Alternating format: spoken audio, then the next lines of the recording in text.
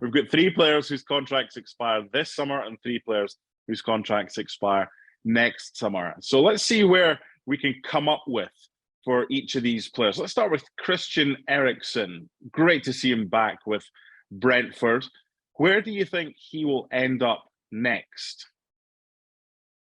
Well, the talk is it's either Brentford or Manchester United. I can't get my head around this one. Why all of a sudden is Eriksen so important to a team like Manchester United? You know, when he was out of contract at Spurs, they didn't go near him. When he was in Italy, nobody went near him. And all of a sudden now he's the one they want. I don't understand it. I don't know where he's going to play. You know, I can't imagine a 3 in the middle for United of De Jong, Eriksen, and Bruno Fernandes. I mean, not much defending there, is there? No, not a lot. So that means that one of them doesn't play. So you know De Jong's playing. You got to think Fernandes is playing. So why is Eriksen going to Man United to come off the bench? I think if he stays at Brentford, he plays regularly. And for me, that's what he needs to do, is play, not be sitting on his backside. Okay, play regularly or be a kind of bit part player, a squad player. Ousmane Dembele, Barcelona, stay where he is, move somewhere like Chelsea, who've been linked, or elsewhere. What do you think he should do? I think he should turn up for training on time, get to meetings on time, get his head down, and do exactly what he hasn't been doing for 4.5 years at Barcelona, and that's play well. You know, it has to be off-putting for any team looking at Dembele to see the 5 years he's had at Barcelona, where all of a sudden, with 3 months to go, his contract, we see what he's capable of, and everybody stands up and watches and takes notice. That has to be a worry for me. If you're going to be paying a guy upwards of 150 grand a week, you need to know what you're getting. You don't want to be gambling with players. So I do find it strange that there are so many teams after him. At the same time, if I'm him, I'm staying at Barcelona. The problem he has there is he wants more money. They're not prepared because they just don't have it. But if he's got any brains, he should stay there, produce what he's been producing the second part of the season, and thank his lucky stars that he's at Barcelona and has a second opportunity. So if I'm him, there's no question. I take the offer, because it ain't going to be pennies, and pay them back as much as anything else for the 5 years that pretty much you didn't give them a lot. Loyalty in football. There's a thought. Let's end this part of these 3 players out of contract in the summer with Paulo Dybala, linked with Inter, linked with a move to the Premier League, potentially Spurs, or does he stay where he is and sign a new deal?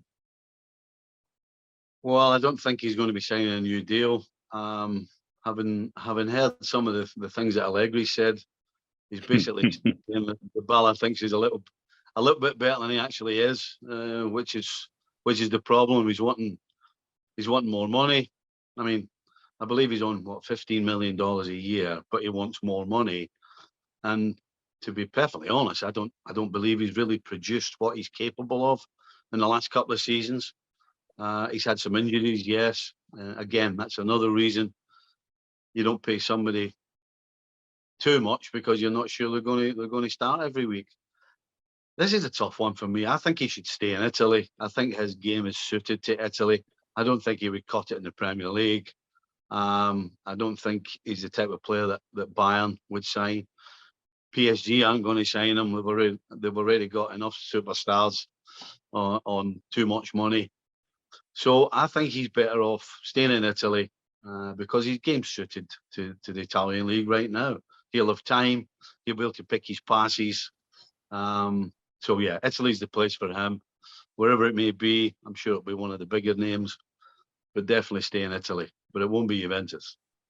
Okay, 3 more players whose deals expire next summer, the biggest of which is Mohamed Salah. Now, I want you to try and approach this from 2 sides, from your Liverpool fan side, but from the club side as well. How long do you let this go on without him signing a new deal before you seriously consider, you know what, we might have to cash in here? And from an agent and player's perspective as well, he kind of wants to stay. You get that impression. However, he wants paid. So what happens here, Stevie? Well, sometimes you have to push the boat out a little bit for players that have that sort of importance. I think the fact that they let Mane go tells you that they think they're going to be able to get Salah, because otherwise you don't let Mane go. And they will have had that feeling throughout the discussions. They must be close. The fact that Salah says he's staying for another year means that he's quite happy there and wants to be there. And as I started saying, sometimes you have to look after your main players. Everybody knows the importance of Salah at Liverpool, including the other players. You know, everybody says that, you know, you start paying somebody way too much, everybody else jumps on the bandwagon, wants more money. Well, a place at Liverpool, there's kind of a hierarchy, and everybody understands who's kind of at the top of that pyramid. And right now it's Salah. And so nobody at Liverpool is going to complain about him wanting more money. And I'm certainly not. I'm a fan. Yes, I'm coming from both sides. And you pay the guy. You know, you want to be winning the Premier League. You want to be winning the Champions League. Then sometimes you have to put your hand in your pocket, which Liverpool have done to get to the stage they're at now with buying the likes of Van Dijk and Alisson for world record prices. So they've done it previously, and I think they'll do it again. I think, as you asked me about, if they think he's off, then there's no question you should cash in and use the money to go and try and find another Darwin Núñez or another Diaz. So yeah, I think you push the boat out, and I think ultimately he's going to stay. Where else will he go and be lauded the way he is at Anfield? Where else will he go and have a team that's completely set up for him? I mean, how many players in their career get the opportunity where the team is set up for them? Sometimes you need to know where your bread's buttered, as we say in Scotland, and stay where you are. Okay, let's move on to Yuri Tielemans. What do you think happens with him over the next 12 months? I'm a little surprised that somebody like Arsenal haven't gone and tried to sign him.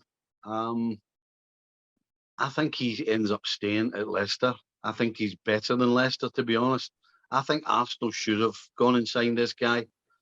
You know, Granit Xhaka is a good Premier League player, but I don't think he's good enough to push Arsenal into the top four or certainly challenging for any major competition. I think Tielemans and Thomas Partey would be a great partnership in the middle of the field for them. So I'm surprised. I'm surprised that there's not been more talk about Tielemans, particularly from an Arsenal point of view. So I think the fact that you could get him now for a decent price and nobody seems to be going for him kind of suggests that the top teams are not particularly interested. And so I think he might end up staying at Leicester, which is good for them because he's a good player. He's a super player. We're going to end with Jan Oblak. Now, prior to the start of last season, arguably the best goalkeeper in the world. Didn't have a good season, though, with Atletico Madrid. Hopefully, from their point of view, it was just a blip. He's got 12 months left. If you're another team, are you interested? Or do you think because he seems to be happy where he is in the Spanish capital, he should just sign a new deal? I think if I'm other teams, I'm definitely interested if he's available. You know, yes, he didn't have his best season last year, but listen, we said the same thing about Courtois a couple of seasons ago, and look what he's just turned around and done in the Champions League in particular. So yeah, I don't think the fact that he wasn't at his best is really going to knock his status too much. If I'm Atletico Madrid, I get this guy signed up, and if I'm any other team that can afford him, I'm trying to push him towards my side because the guy is one of the best goalkeepers, and as we've seen, having a great goalkeeper makes a huge difference. A la Mr. Thibaut Courtois. Thanks so much for watching ESPN on YouTube. And for more sports highlights and analysis, be sure to download the ESPN app. And for premium content and live streaming, subscribe to ESPN Plus.